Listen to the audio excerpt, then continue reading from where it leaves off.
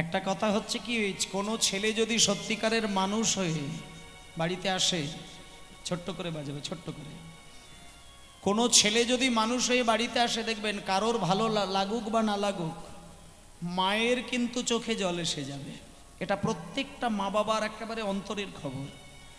ছেলে যদি সত্যিকারের মানুষ হয়ে মায়ের কোলে এসে ধরা দেয়, মা ছেলেকে বুকে জড়িয়ে ধরে কান্নাকাটি করে, সেই কান্নাটা কিন্তু দুঃখের কান্না নয়।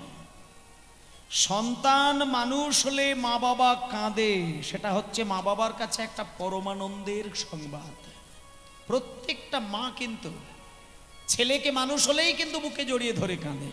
তা মায়েরা, আজকে নরোত্তম যখন বাড়িতে এসে মায়ের কোলে দেখা দিয়েছে, নরোত্তমকে বুকে জড়িয়ে ধরে মা চোখের জলে নরোত্তমকে স্নান করিয়ে দিচ্ছেন। এবার পাশেই দাঁড়িয়েছিল বাবা। বাবা নরোত্তমের হাত দুটো টেনে নিয়ে সামনে দাঁড় করিয়ে ছেলেকে আদর দেখিয়ে তারপরে বলছে, এই খোকা, খোকা শোন, আমি তোর বাবা, তুই আমার ছেলে। আমার জীবনে একটা বড় ইচ্ছা ছিল, তোকে আমি পণ্ডিত তৈরি করব, আর তুই আমার মনের আশাটা সম্পূর্ণ পূর্ণ করে দিয়েছিস। তুই আজকে পণ্ডিত হয়ে বাড়িতে এসেছিস, এই খবরটা তুই বাড়ি আসার আগেই আমাকে দিয়ে দিয়েছেন একজন। তুই যে আমার মনের ইচ্ছাটা পূর্ণ করেছিস, এতে আমি খুব আনন্দ পেয়েছি। বাবারে, এই খোকা শোন, আমি এবার একটা কথা বলি। যেহেতু তুই ছেলে হয়ে বাবার মনের ইচ্ছা পূর্ণ করে আমাকে এত আনন্দ দিলে, তাই আজকে আমি তোকে একটা কথা বলি। এবার তুই আমার কাছে বল, তুই আমার কাছ থেকে কি চাস? আমি বাবা হয়ে তোর মনের ইচ্ছা পূর্ণ করব। বল কি চাস? ওমা, নরোত্তমকে যখনই বলেছে বাবা যে তুই কি চাস বল, নরোত্তম তখন হাত জোড় করে বলছেন, বাবা আপনি আমাকে দেবেন। দেব মানে? আবার এই কথা বলছিস কেন রে? আমি তোর একমাত্র বাবা, আমি রাজা, তুই যা চাইবি তাই দেব। দরকার হলে তুই বল কি চাস, আমি ভিখারি সেজে তোকে রাজা বানিয়ে দেবো। বল তুই কি চাস? যখনই বাবা বলেছে বল তুই কি চাস, তখন নরোত্তম হাত জোড় করে বলছে, বাবা আমাকে যদি দিতেই হয়, আমাকে শুধু একটা জিনিস দিন। আপনি আমার মাথায় হাতটা রেখে আমাকে আশীর্বাদ করুন, আর একটা অনুমতি দিন, আমি পদ্মা নদীর জলে শুধু প্রাণ ভরে স্নান করব। কি জ্বালা রে? পদ্মা নদীর জলে প্রাণ ভরে স্নান করব। হ্যাঁ রে, নদীর জলে কেউ স্নান করতে গেলে এটা আবার বাবার কাছ থেকে আবার এইভাবে চাইতে হয়? আর এটা চাইবার কি আছে? দাঁড়া দাঁড়া দাঁড়া, তোকে ওইভাবে বলতে হবে না। এই কে আছিস? বলুন। আমার ওই রাজবাড়ির ভেতরে দেখবি কতগুলো সোনার কলসি রাখা রয়েছে। ওই সোনার কলসিগুলো নিয়ে পদ্মা নদীতে তোরা চলে যা। সোনার কলসি করে জল নিয়ে আমার সোনার টুকরো ছেলে নরোত্তমকে সুন্দর করে স্নান করিয়ে দে। এবার যখনই বলেছে সোনার কলসি করে জল ঢেলে আমার ছেলেকে স্নান করিয়ে দে, নরোত্তম সঙ্গে সঙ্গে বাধা দিয়ে দিয়েছেন বাবাকে। বাবা আমি তো ওইভাবে স্নান করব না, আমার ইচ্ছে ছিল আমি পদ্মা নদীর জলে নিজে গিয়ে জলে নেমে আমি জলে ডুব দিয়ে স্নান করব। ও আচ্ছা আচ্ছা, তার মানে তুই নদীতে যেতে চাইছিস, এই তো? ঠিক আছে দাঁড়া। এই কে আছিস রে? হ্যাঁ বলুন বলুন। একটুখানি আমার পালকিটা সুন্দর করে সাজা, ফুল দিয়ে সাজাবি। আমার ছেলে পালকিতে করে পদ্মা নদীর জলে স্নান করতে যাবে। যখনই বলেছে পালকিতে করে যাবে, তখন নরোত্তম সঙ্গে সঙ্গে বাবাকে বলছে, বাবা আমি তো পালকিতে চড়ে যাব না। পালকিতে চড়ে গেলে লোকের কাঁধের ওপরে চড়ে আরাম করে যাওয়া হয়, আর কারোর কাঁধের ওপরে চড়ে গেলে সবই হবে, অন্তরে ভক্তি লাভ হবে না। আমি পালকিতে চড়ে যাব না বাবা। আচ্ছা তাহলে তুই গরুর গাড়িতে যাবি? নরোত্তম বলছে, না আমি গরুর গাড়িতেও যাব না। ঘোড়ার গাড়িতে যাবি? না আমি ঘোড়ার গাড়িতেও যাব না। তবে কি তুই হেঁটে হেঁটে যাবি? নরোত্তম বলছে, আমি হেঁটে হেঁটেও যাব না। যখনই বলেছে হেঁটে হেঁটেও যাব না, তখন বাবা তাকে প্রশ্ন করেছে, তুই তাহলে কিভাবে যাবি পদ্মা নদীর জলে? যখনই বাবা বলেছে কিভাবে যাবি, হ্যালো সাউন্ডটা ঠিক মনের মতো পাচ্ছি না। শুকনো তোমাদের ঠিক আছে তো? ড্রাই ড্রাই পছন্দ হচ্ছে না ঠিক আমার। যখনই বাবা বলেছে কিসে করে যাবে, নরোত্তম তখন কেঁদে কেঁদে কেঁদে কেঁদে কেঁদে বলে, বাবা গো বাবা গো, আমি পালকিতে চড়ে যাব না, গরুর গাড়িতেও যাব না, ঘোড়ার গাড়িতেও যাব না, আর আমি হেঁটে হেঁটে হেঁটে হেঁটে যাব না গো। তবে আমি কেমন করে যাব জানো? তবে আমি কেমন করে যাব জানো? আমি এই বাড়ি থেকে পদ্মা নদী পর্যন্ত আমি ধুলোই গড়া গড়ি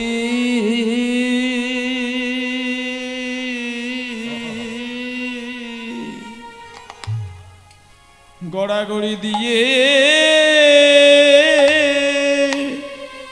যাব।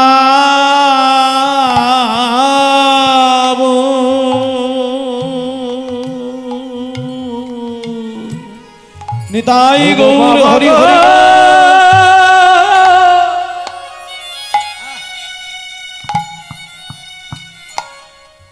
আমি ধুলে গড়া গড়ি দিয়ে গড়াগড়ি গড়াগড়ি গড়াগড়ি ধুলোয় গড়া গড়ে গড়াগড়ি দিয়ে যাব। ভক্তের পদ ধুলায় অঙ্গে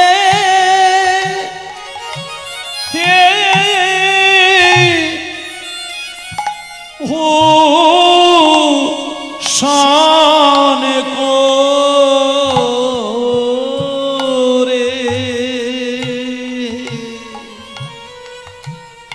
ধুলে গড়া গড়ে গড়াগড়ি দিয়ে যাব।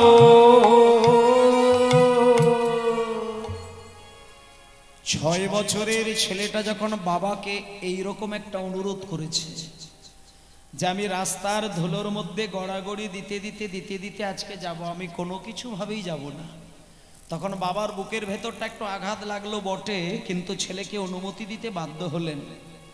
বাবা বলছে, হ্যাঁ রে খোকা, তুই রাজার ছেলে, রাস্তা দিয়ে কত মানুষ হেঁটে হেঁটে চলে যায়, আর তুই আজকে সেই হাজার লোকের পায়ের ধুলো মাখে মেখে তুই যাবি? তখন নরোত্তম বাবাকে বললেন, বাবা, প্রহ্লাদের পিতা প্রহ্লাদকে বলেছিল, এই প্রহ্লাদ, তোর মাস্টার মশাইরা তো অনেক শিক্ষিত, কই তারা তো হরি হরি করে কাঁদে না। হ্যাঁ, তাহলে এত শিক্ষিত শিক্ষিত ব্যক্তিরা হরি হরি করে কাঁদে না, তুই দুদিনের ছেলে, তুই এত হরি হরি বলে কাঁদিস কেন রে? তখন প্রহ্লাদের পিতা হচ্ছে হিরণ্যকশিপু। তখন ওই ছোট্ট 5-6 বছরের ছেলে তার বাবাকে বলেছিল, বাবা, অনেক পড়াশুনো করলেই ভগবানের চরণে মতি হয় না, অনেক শিক্ষিত মাস্টার মশাই হয়ে বসে থাকলেই ভগবানের চরণে মতি হবে না, যদি নিষ্কিঞ্চমান মহৎ ভক্তের চরণ ধোলায় কেউ গড়াগড়ি দিতে পারে, একমাত্র তার হৃদয়ে ভক্তির বীজ ফুটবেই ফুটবে। তাই জন্য আজকে নরোত্তম বলছে, বাবা, আজকে আমি যে রাস্তা দিয়ে গড়াগড়ি দিতে দিতে যাব, এটা তুমি সাধারণ ধুলো মনে করছো কেন বাবা? আজকে আমি বৈষ্ণবের পদধূলি অঙ্গে জড়িয়ে ধরে আজকে পদ্মা নদীর জলে স্নান করব বাবা, তুমি আজকে আমাকে অনুমতি দিয়ে দাও। ভক্তমণ্ডলী মায়েরা, আজকে যখনই নরোত্তম বলেছে যে আমি ধুলোর মধ্যে গড়াগড়ি দিতে দিতে যাব, আসতে কি হয়েছে?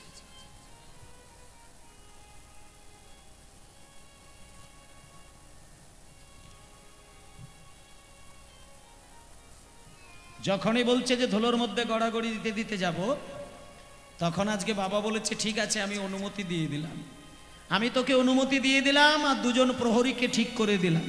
আজকে নরোত্তম 2 জন প্রহরীকে পাঠিয়ে দিয়েছে। এই দেখো, ছেলে অনুমতি পেয়ে গেল বাবার কাছ থেকে, আর বাবা দুটো প্রহরীকে বলে দিয়েছে, এই খোকা আজকে নরোত্তমের পিছনে পিছনে তোমরা যাবে, নরোত্তম যখন জলে নামতে যাবে তোমরা তাড়াহুড়ো করে ও দুটো হাত ধরবে। কেন জানো?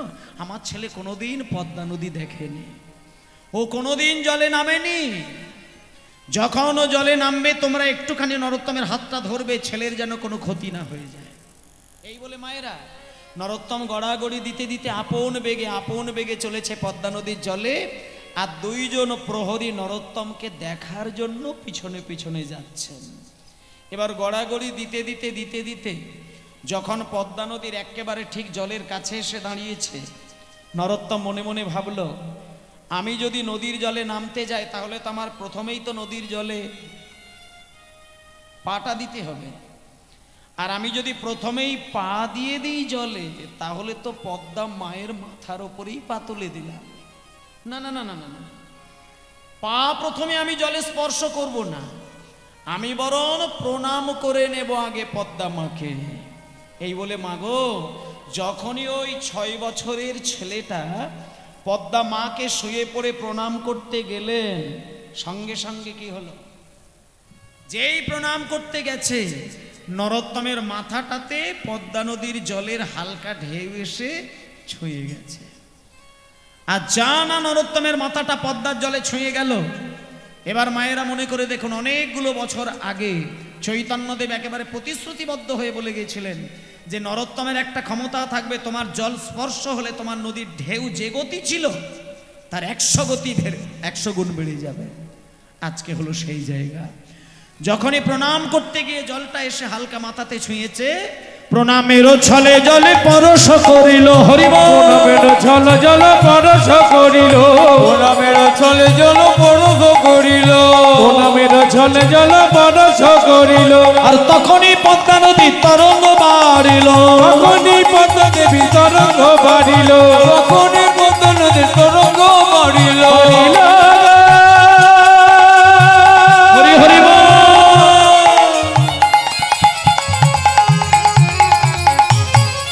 তরঙ্গ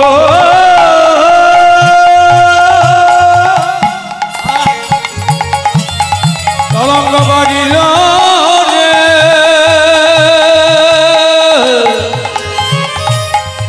তরঙ্গ বাড়িল, তখনই পদ্মা নদী তরঙ্গ বাড়িল, তখনই পদ্মা নদী তরঙ্গ বাড়িল, তরঙ্গ বাড়িল, তরঙ্গ বাড়িল, নরোত্তমের ছোঁয়া পেয়ে তরঙ্গ বাড়িল, নরোত্তমের ছোঁয়া পেয়ে তরঙ্গ বাড়িল, নরোত্তমের ছোঁয়া পেয়ে তরঙ্গ বাড়িল, নরোত্তমের ছোঁয়া পেয়ে তরঙ্গ বাড়িল, নরোত্তমের ছোঁয়া পেয়ে তরঙ্গ বাড়িল, নরোত্তমের ছোঁয়া পেয়ে তরঙ্গ বাড়িল, নরোত্তমের ছোঁয়া পেয়ে হৃদয় গৌর হরি বলে, নরোত্তমের ছোঁয়া পেয়ে হৃদয় গৌর হরি বলে, নরোত্তমের ছোঁয়া পেয়ে হৃদয় গৌর হরি বলে, নরোত্তমের ছোঁয়া পেয়ে হৃদয় গৌর হরি বলে, নরোত্তমের ছোঁয়া পেয়ে তরঙ্গ বাড়িল, তরঙ্গ বাড়িল, তরঙ্গ বাড়িল।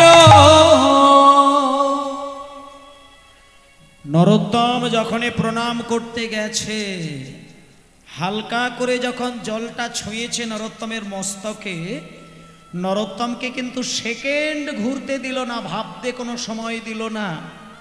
নদীর ঢেউটা 100 গুণ বেড়ে গিয়ে নরোত্তমের মাথা টপকে গিয়ে নদীর একেবারে তলদেশ। যে দুজন প্রহরী দাঁড়িয়েছিলেন তারা নরোত্তমকে আর দেখতে পেল না। হোমা, যখন ছেলেটা জলের তলায় তলিয়ে গিয়েছে, প্রহরীগণ আছাড় কাছাড় খেয়ে পদ্মা নদীর জলের সামনে কাঁদছে। তারা ভাবছে রাজামশাইয়ের কাছে আমরা কি জবাব দেব? রাজামশাই যে আমাদের উপরে ছেলের দায়িত্বটা দিয়েছে, বাড়িতে গিয়ে রাজামশাইকে কি বলবো যে ছেলে কোথায়? তাই নরোত্তম যেই জলের তলায় তলিয়ে গেছে, দুজন প্রহরী পদ্মা নদীর ধারে মাথা ঠুকে ঠুকে কাঁদছে। তারা ভাবলো নরোত্তম মারা গেছে, নরোত্তম তলিয়ে গেছে, নরোত্তম হারিয়ে গেছে। কিন্তু মাগো, নরোত্তম কিন্তু কোথাও হারিয়ে যায়নি, নরোত্তম জলের তলায় তলিয়ে যায়নি। নরোত্তমকে পদ্মা মা, যেমনই আপনারা আজকে মা জননী সবাই মিলে এসেছেন, বসে আছেন কীর্তন শোনার জন্য, আজকে পদ্মা মা সাক্ষাৎ পদ্মা নদী একজন মায়ের রূপ ধারণ করে নরোত্তমকে কোলের মাঝখানে বসিয়ে নিয়ে একেবারে নদীর তলায় গিয়ে ওই 6 বছরের ছেলেটাকে কোলে বসিয়ে আদর দেখাচ্ছে। নরোত্তম তো কোনোদিন এই ঘটনা দেখেনি। হঠাৎ করে যখন দেখছে যে একটা মা আমাকে কোলে করে নিয়ে বসে আছে, নরোত্তম ওইখান থেকে প্রশ্ন করলেন, কে আপনি? আপনি কে? কই এর আগে তো আমি আপনাকে কোনোদিন দেখিনি, আপনি কে? নরোত্তম, তুমি আমাকে চিনবে না, তুমি আমাকে চিনবে না, তুমি আমায় চিনবে না। আমি হলাম পদ্মা নদী। পদ্মা নদী? হ্যাঁ, আমি পদ্মা নদী। পদ্মা নদী আবার কথা বলে নাকি? হ্যাঁ রে নরোত্তম, বলে, তবে সবার সঙ্গে কিন্তু আমি কথা বলি না। তোমার মতন অনুরাগী কৃষ্ণ ভক্ত যদি কোনোদিন যেচে সেধে আমার জলের কাছে আসে, আমি তাকে তখন বুকে জড়িয়ে ধরে তার সঙ্গে কথা বলি। এবার যখনই বলেছে আমি পদ্মা নদী, তখনই এবার নরোত্তম বলছে, মা তুমি যখন আমাকে যেচে সেধে দেখা দিলে, কোলে বসিয়ে নিয়ে কথা বললে, তুমি যখন তোমার পরিচয়টা আমাকে দিলে, আমি তোমাকে একটা জিনিস চাইবো, তুমি দেবে? আমি শুনেছি তোমার জলে নাকি চৈতন্য মহাপ্রভু স্নান করেছিলেন। তা পদ্মা মা, তোমার জলে যদি মহাপ্রভু স্নান করেন, আমি যতটুকু জানি তোমার জলে মহাপ্রভুর পায়ের ধুলো কিন্তু আজও বইছে। তাই পদ্মা, তুমি আমাকে ওই অত ধুলো দিতে হবে না, চরণধুলির মধ্য থেকে একটি ধূলিকণা আমার হৃদয়ে বুলিয়ে দেবে মা, আর আমি কিচ্ছু চাই না। যখন পদধূলির কথা বলেছে, পদ্মা নদী তখন কেঁদে কেঁদে বলে, নরোত্তম রে, আমার জলে মহাপ্রভুর পদধূলি মিশে রয়েছে জগতে সবার জন্য, কিন্তু তোর জন্য মহাপ্রভু কি রেখে গেছে তা তুই এখনো জানিস নাই। আমি এতদিনই ছিলাম গৌর প্রেমে ধনে ধনী, আর আজকে আমি সেই প্রেমে তোর হৃদয়ের মাঝে মাখিয়ে দিয়ে আজকে আমি হব প্রেমের কাঙালিনী।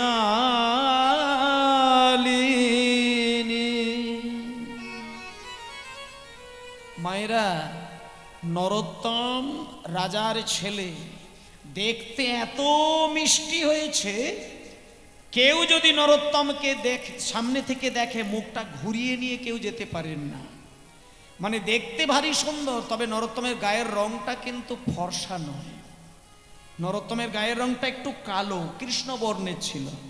তা আজকে সেই কৃষ্ণবর্ণের ছেলেটা যখনই ওই পদ্মা নদীর জলে ডুব দিয়েছে, যখনই পদ্মা নদী সেই বহু বছর আগে রেখে যাওয়া গৌর হরির চোখের জলটা মিশিয়ে দিলেন, যে ছেলের গায়ের রংটা ছিল কৃষ্ণবর্ণের, আজকে সেই ছেলেটা গৌর হরির হৃদয়ের প্রেমটা পাওয়ার সঙ্গে সঙ্গে সোনার বর্ণ হয়ে গেল। যে ছেলের গায়ের রংটা ছিল কৃষ্ণবর্ণের, সে আজকে হয়ে গেল চৈতন্যদেবের মতো সোনার বর্ণের। আর যে ছেলেটা এতক্ষণ এমনিই তাকিয়ে রয়েছে, আজকে গৌরাঙ্গের প্রেমটা পাওয়ার সঙ্গে সঙ্গে ছেলেটার চোখ থেকে বিন্দু বিন্দু জল গড়িয়ে যাচ্ছে।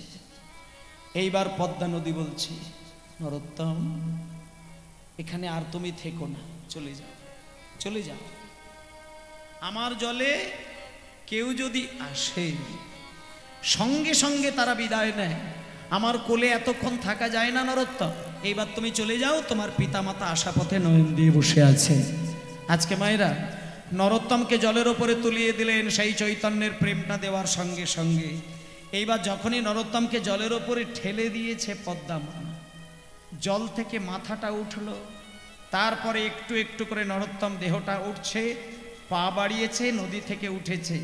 যে দুজন প্রহরী দাঁড়িয়েছিলেন তারা তো নরোত্তমকে দেখে চিনতেই পারে না। দুজন প্রহরী এসে বলছে, এই খোকা, খোকা, এই খোকা, তুমি কে গো? সামনে এসে বলছে, তোমরা আমায় চেনো না? আমার দিকে ভালো করে তাকিয়ে দেখো, আমি না তোমাদের রাজার ছেলে, আমি তো নরোত্তম। ভালো করে আমার সামনে এসে দেখো, আমি নরোত্তম, আমি রাজার ছেলে। তোমরা আমায় চিনতে পারছো না? নরোত্তম, তুমি এতক্ষণ কোথায় ছিলে? তুমি এতক্ষণ কোথায় ছিলে? যখনই বলেছে তুমি এতক্ষণ কোথায় ছিলে, নরোত্তম বলছে আমি কোথায় ছিলাম? শোনো, যেমন ডুবুরিরা সমুদ্রের তলায় নেমে যায় দামি দামি রত্ন তুলে নিয়ে আসার জন্য, আজকে আমি পদ্মা নদীর একেবারে তলায় গিয়েছিলাম, একেবারে নদীর তলায় গিয়ে কিছুক্ষণ কাটিয়েছিলাম। আমিও কিন্তু এক ধরনের দামি দামি রত্ন নিয়ে এসেছি। তোমরা কি আমার কাছ থেকে সেই রত্ন নেবে? নেবে? তোমরা নিতে চাও? যদি নিতে চাও দূরে দাঁড়িয়ে থেকো না, তোমরা আমার কাছে এসো, কাছে এসো, আমি তোমাদেরকে প্রেম রত্ন দান করব। এসো তোমরা, এসো, এসো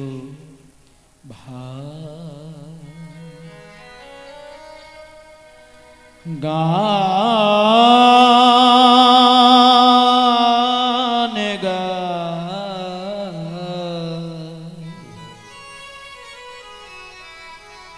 কৃষ্ণ নাম হরি নাম।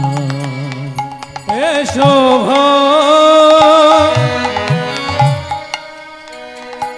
গান গা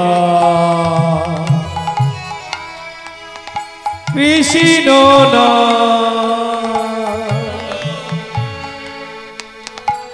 হরি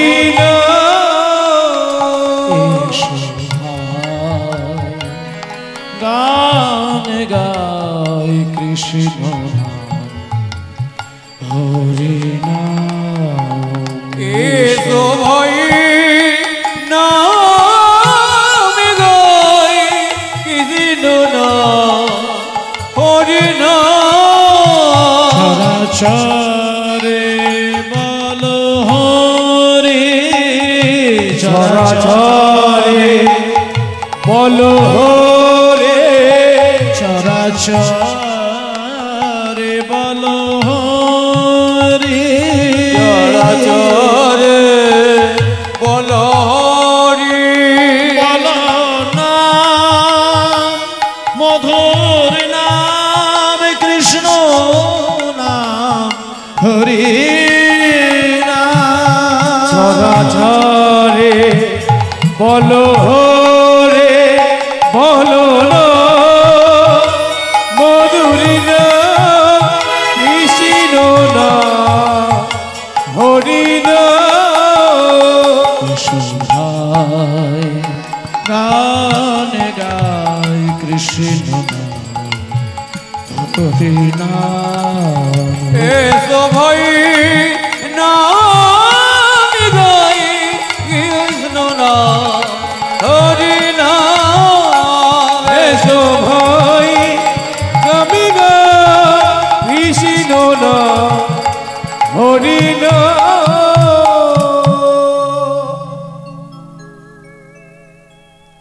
যে ছেলেটা বাবাকে প্রণাম করে পদ্মা নদীর জলে স্নানের জন্য গেল, আজকে যখন বাবার কাছে সেই ছেলেটাই এসে দাঁড়ালো, বাবা কিন্তু ছেলেটার প্রণাম নিল না। ছেলেটা যখনই ছুটে এসে বাবাকে প্রণাম করতে গেল, বাবা একটু দূরে সরে গিয়ে ছেলের চোখের দিকে একভাবে তাকিয়ে রইল। নরোত্তম বাবা মনে মনে চিন্তা করছে, কে এই কেমন ছেলে? চোখের মধ্যে কিরকম যেন একটা মুনি ঋষিদের মতো আমি গাম্ভীর্য দেখতে পাচ্ছি, আর কথায় কথায় দেখছি কৃষ্ণ নাম করে বেড়াচ্ছে। আমার মনে হয় যে ছেলে আমাকে প্রণাম করে পদ্মা নদীতে গেল, এ আমার সেই ছেলে নয়, এ আমার সেই ছেলে নয়। ছেলেটাকে টেনে বুকে জড়িয়ে ধরে মাথায় হাত বুলিয়ে আদর দিতে দিতে দিতে দিতে ছেলেটাকে ঘুম পাড়িয়ে দিলেন। ঘুম পাড়িয়ে দিয়ে একটা ঘরের মধ্যে খাটের মধ্যে শুইয়ে দিয়ে দরজাটা বন্ধ করে দিয়ে রাজবাড়িতে যত যত মানুষকে দেখছেন সকলকে ডেকে ডেকে কানে কানে বলে দিচ্ছে, ওগো এই রাজপ্রাসাদে আমার ছেলে নরোত্তম যত অন্যায় করে করবে তোমরা ওকে কিছু কোনোদিন বলবে না। নিজের স্ত্রীকে বলছে, ওগো আমার ছেলে নরোত্তম এই রাজপ্রাসাদে যতই অন্যায় করুক ওকে তুমি কিচ্ছু বলবে না। আমার কি মনে হয় জানো, আমার মনে হয় আমার ছেলেটা আমাদের জীবনে বেশি দিন থাকবে না। আমার যেটা মনে হয় ও যতগুলো দিন এই সংসারে থাকে ততদিনই আমি ধন্য, আমার জীবন ধন্য। কিচ্ছু বলবে না ওকে, তুমি কিচ্ছু বলবে না। ও রাজপ্রাসাদের সমস্ত জিনিস যদি ছুঁড়ে নষ্টও করে দেয় ওকে বকা দেবে না, ওকে বকা দেবে না, ওকে শাসন করবে না, ওকে কিচ্ছু বলবে না। ও যতদিন আমার জীবনে থাকে ততদিনই আমি ধন্য। ভক্তমণ্ডলী মায়েরা, যতদিন তো দূরের কথা, যেদিনকে স্নানটা করে বাড়িতে এসে বাবার কাছে ধরা দিল সেই দিনটাই মা বাবার কাছে শেষ দিন। বাড়িতে এসে সারাটা দিন কাটিয়েছে। আর যে কোনো বাড়ির আদরের ছেলেদেরকে একটুখানি দেখবেন, যাদের কোলের বাচ্চা থাকে, মা বাবা যখন একান্ত স্নেহের বাৎসল্য প্রেমে ভরা সন্তানকে ঘুম পাড়াতে যায়, খেয়াল করে দেখবেন মা স্তনদুগ্ধ পান করাতে করাতে দুটো হাত দিয়ে ছেলেকে জড়িয়ে ধরে কত আদর, কত ভালোবাসা, কত কথা, চোখে চোখ রেখে মুখে মুখ রেখে চুম্বন দিতে দিতে দিতে দিতে দিতে দিতে মা ঘুমিয়ে পড়েন। যতক্ষণ জেগে থাকে ততক্ষণ সব খেয়াল থাকে, ঘুমিয়ে পড়লে আর মায়ের খেয়াল থাকে না। আমি কোন দিক ঘুরে গেলাম, সন্তান কোন দিক ঘুরে গেল। আজকে মা বাবার কোলের মাঝখানে নরোত্তম ঘুমাচ্ছিলেন, ছোট্ট ছেলে নরোত্তম। হঠাৎ করে মাও ঘুমিয়ে পড়েছে, বাবাও ঘুমিয়ে পড়েছে। মধ্যরাত্রিতে, মাঝরাত, নরোত্তম একটা স্বপ্ন দেখলেন।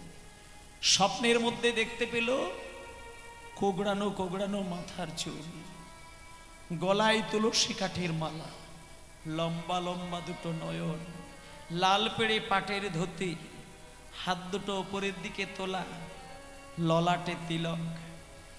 নরোত্তমের চোখের সামনে এসে দাঁড়িয়েছে, চোখ থেকে বিন্দু বিন্দু কৃষ্ণ প্রেমের ধারা। নরোত্তম হাত জোড় করে বলছেন, কে আপনি? কে আপনি? আমার কাছে এসে দেখা দিলেন, আপনি কে? আপনি কে? নরোত্তম, তুমি আমায় চিনবে না, তুমি আমাকে চিনবে না। তুমি কিছুক্ষণ আগে পদ্মা নদীর জলে স্নান করতে গিয়েছিলে, তোমার গৌর হরির প্রেমটা তোমাকে পদ্মা নদী দিয়েছে। শোনো নরোত্তম, যে গৌরাঙ্গের প্রেম তুমি মায়ের কোলে বসে পেয়েছো, আমি আর কেউ নয়, আমি হলাম সেই গৌরাঙ্গেরই অভিন্নতম নিতাই চাঁদ। প্রভু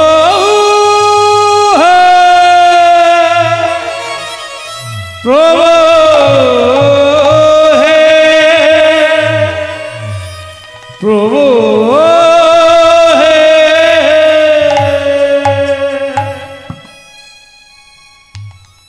হঠাৎ করে নরোত্তমের ঘুমটা ভেঙে গেল।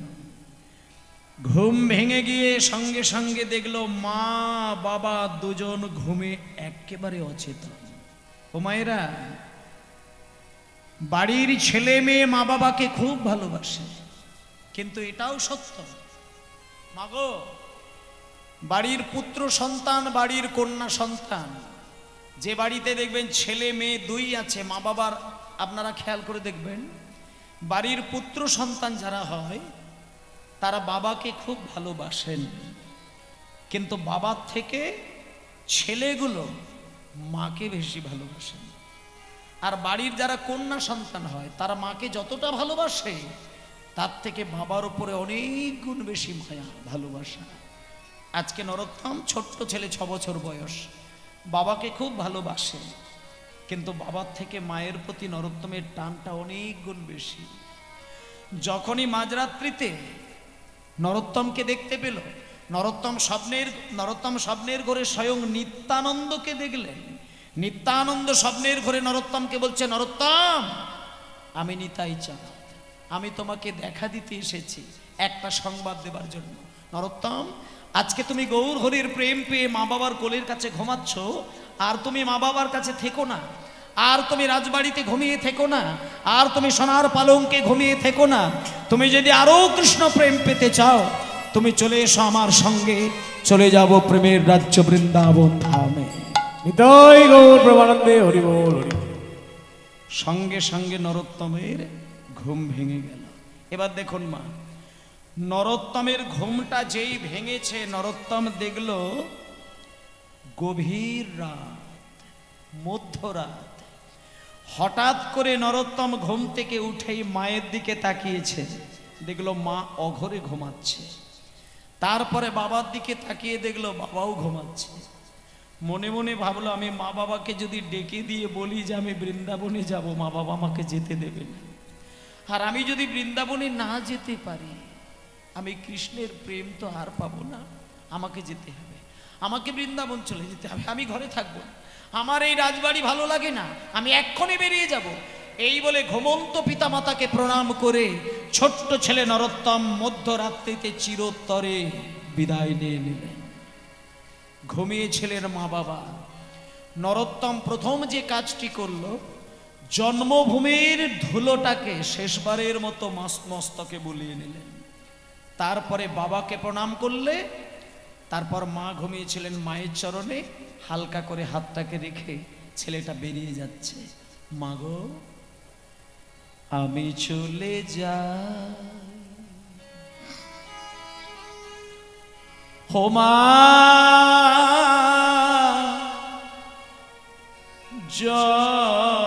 জননী জননী,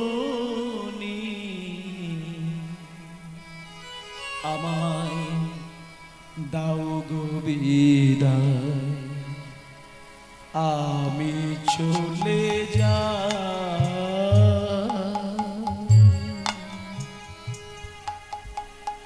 ও মা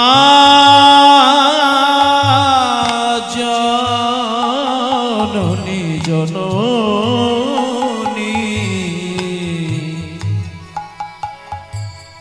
দাও গো বিদায়।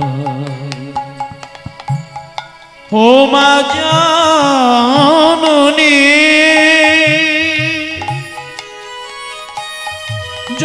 জন্মভূমি, আমায় দাও গো বিদায়।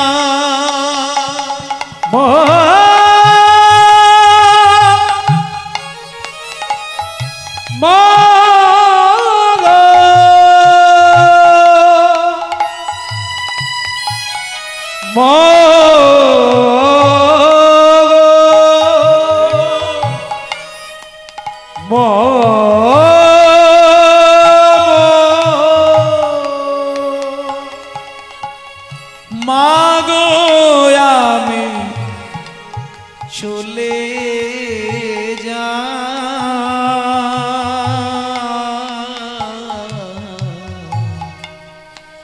আমি চলে যাই, আমি চলে যাই। ও মা জননী জন্মভূমি,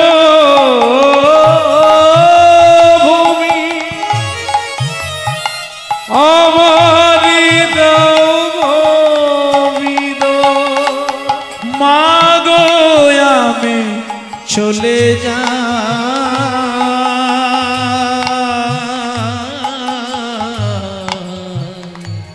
আমি চলে যাই, আমি চলে। বেরিয়ে গেল।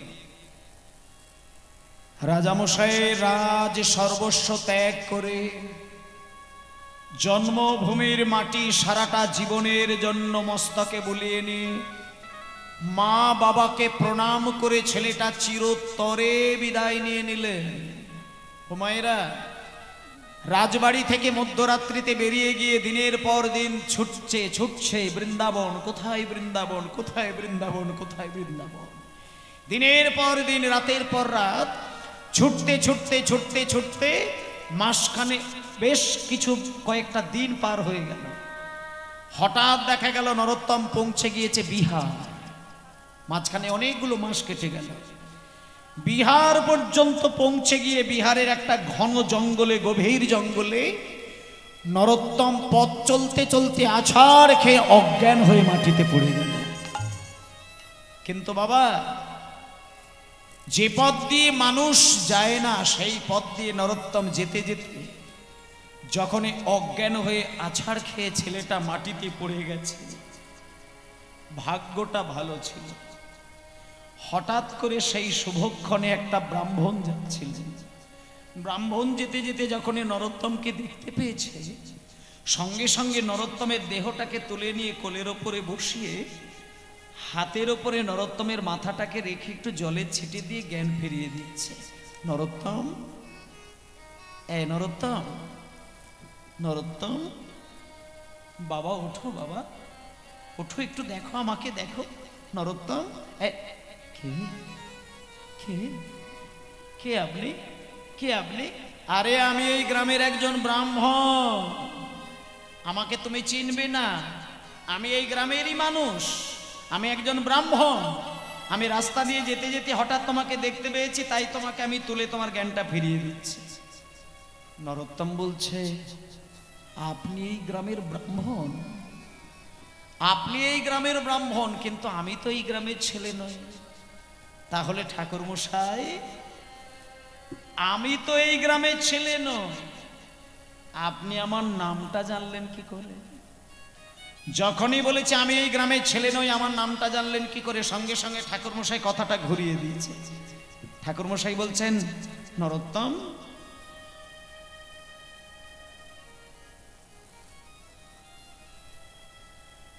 আমি কি করে তোমার নাম জানলাম জানো? আমি শুধু ব্রাহ্মণ নয়, আমি একজন নামকরা বড় জ্যোতিষী। আমি যদি কাউকে চোখের সামনে থেকে তার মুখ, তার চোখ, তাকে আমি সব থেকে সামনে থেকে দেখতে পাই, আমি সব কিছু তার সম্পর্কে বলে দিতে পারি। ও মা, আপনি জ্যোতিষী? তাহলে ঠাকুর মশাই, আপনি তো আমাকে কাছ থেকে দেখছেন, আপনি আমার সম্পর্কে আর কি কি জানেন একটু বলুন, আমি শুনি। ঠাকুর মশাই বলছে, তোমার সম্পর্কে অনেক কিছু জানি, অনেক। বলবো আমি? শোনো, তুমি তোমার মা বাবার কোল ছেড়ে মাঝরাত্রিতে একটা স্বপ্ন দেখেছিলে, সেখানে নিত্যানন্দ তোমাকে দেখা দিয়েছেন। তোমার মনের মধ্যে বৈরাগ্য উদয় হয়েছে, তাই তুমি তোমার মা বাবাকে ছেড়ে দিয়ে, রাজ সর্বস্ব ছেড়ে দিয়ে আজকে তুমি বৃন্দাবনের পথে পা বাড়িয়েছ, তাই না? নরোত্তম বলছে, উমা, এ তো আপনি সবই বলে দিতে পারছেন। বাবা ঠাকুর, আপনি যেহেতু সবই জানেন, তাহলে আপনি আমাকে একটুখানি কানে কানে বলে দেবেন, আমি এইখান থেকে বৃন্দাবনে যেতে গেলে আমার আর কতগুলো দিন সময় লাগবে? তখন ঠাকুর মশাই বলছে, শোনো, আমি কতগুলো দিন তুমি হেঁটে হেঁটে গেলে আর সময় লাগবে আমি বলে দেবো, তবে তার আগে আমার কোলের ওপরে উঠে বসো। আমার ওই ঘটিতে না সুন্দর এক ঘটি দুধ আছে, আমি তোমার না, আপনি আমার ছেড়ে দিন, আপনি আমার ছেড়ে দিন, আপনি আমার ছেড়ে দিন। নরোত্তম, তুমি কি বলছো? কি বলছো তুমি? আমার মতন একজন ব্রাহ্মণ তোমাকে কোলে করে দুগ্ধ পান করাবে, তুমি মুখের উপরে না বলে দিলে? শোনো নরোত্তম, একটা কথা বলি, তুমি যে মহাপ্রভুকে ভালোবেসে আজকে তুমি বৃন্দাবনের পথে পা বাড়িয়েছ, তুমি কি জানো সেই মহাপ্রভু কোনোদিন ব্রাহ্মণের অমর্যাদা করেননি? তুমি দুদিনের বাচ্চা ছেলে হয়ে আমার মতন ব্রাহ্মণের মুখের উপরে তুমি না বলে দিলে। আমি একটা কথা বলি নরোত্তম, আমার মতন ব্রাহ্মণের মুখের উপরে না বলে দিয়ে তুমি যদি বৃন্দাবনে যাও, আমি তোমাকে বলে দিলাম তুমি কোনোদিন ভগবানের কৃপা পাবে না। নরোত্তম মনে মনে চিন্তা করলেন, আমি ঠাকুর মশাইয়ের মনে খুব কষ্ট দিয়ে দিয়েছি। কথাটাকে সঙ্গে সঙ্গে ছেলেটা ঘুরিয়ে দিল, ঠাকুর মশাই আপনি কিছু মনে করবেন না, আসলে না আমি আসলে ওই মানে আপনাকে ওই বুকে ব্যথা দিয়ে কথা বলতে চাইনি, আমি আসলে ওই যতক্ষণে বৃন্দাবনে পৌঁছাতে না পারছি আমার বুকের মধ্যে মনের মধ্যে একটা শান্তি আসছে না, সেই জন্য আমি বলে দিয়েছি ঠিক আছে ঠাকুরমশাই আপনি কিছু মনে করবেন না, আপনি আমাকে ওই দুধটা হাতে দিন। না আমি ওইভাবে দেবো না, আমি তোমাকে হাতে দুধ দেব না, তুমি আমার কোলের ওপরে বসো, হাত পা ছড়িয়ে বসো, আমি তোমাকে আমার নিজের সন্তানের মতন করে তোমাকে দুগ্ধপান করিয়ে দেব। এই বলে বাবা ছোট্ট ছেলে নরোত্তমকে ওই ব্রাহ্মণ নিজের কোলে বসিয়ে নিয়ে হাত পা ছড়িয়ে দিয়ে আদর দিতে দিতে ছোট্ট মুখে একটু